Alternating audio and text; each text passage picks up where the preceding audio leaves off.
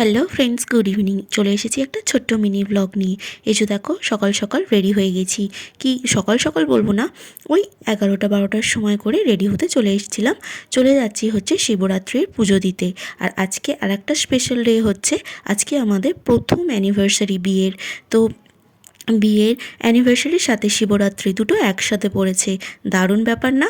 এই যে দেখো, চলে এসেছি আমরা সবাই মিলে শিবরাত্রির পুজো দিতে। আমি, মামুনি, বড় মামুনি, আর আছে আমার এক যা, বড় যা।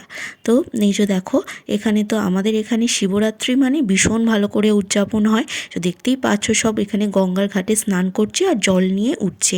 এরা এখান থেকে সিদ্ধেশ্বর বা আরও অন্যান্য জায়গা যেখানে যেখানে মন্দির আছে না, সেখানে সেখানে গিয়ে জল ঢালবে। তাই সেই কারণে এখানে স্নান করে যাচ্ছে। তো যথারীতি আমরাও এখানে পৌঁছে গেছি। তো এখানে দেখো কত সুন্দর বাবা এখানে পুজো হচ্ছে, বাবার পুজো হচ্ছে। এখানে খুব বড় করে পুজো হয়, শিবরাত্রিটা পালন করা হয়। আর অনেক মন্দিরও আছে। আর আমরা চলে এসেছিলাম এখানে শ্মশান মন্দির বলে সেখানে। এখানে মামনি সমস্ত কিছু গুছিয়ে গাছিয়ে নিচ্ছে। তারপরে পুজো দেওয়া হয়ে যেতে আমরা করেছিলাম হচ্ছে অ্যানিভার্সারির জন্য একটা ছোট্ট উদযাপন।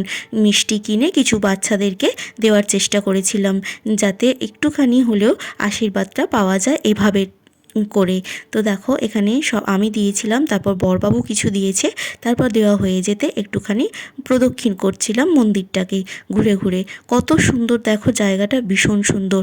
তারপর ফেরার পথে এই যে দেখতেই পাচ্ছ, কত সবাই জল নিয়ে নিয়ে যাচ্ছে। এই যে দেখতে পাচ্ছ।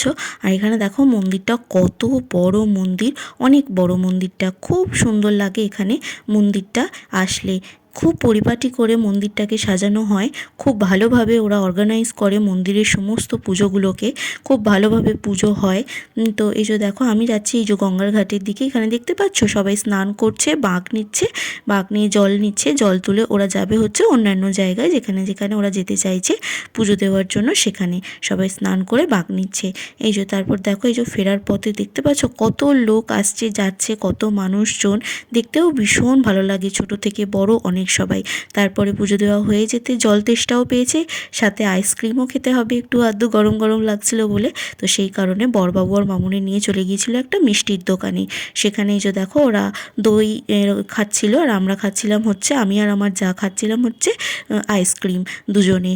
এই যে দেখো, এখানে ওরা দই খাচ্ছে। এবার ভালো করে আবার দেখাতে বলছে বরবাবু। ও যে দইটা পেয়ে কতটা খুশি হয়েছে পুজো দেওয়ার পরে, ওর মুখটা দেখেই বুঝতে পারছো। আর আমরা নিয়ে নিয়েছিলাম এই আইসক্রিম। তারপর বাড়ি ফিরে এটা খেয়ে পুজো ভঙ্গ করেছিলাম, মানে উপোস ভঙ্গ করেছিলাম।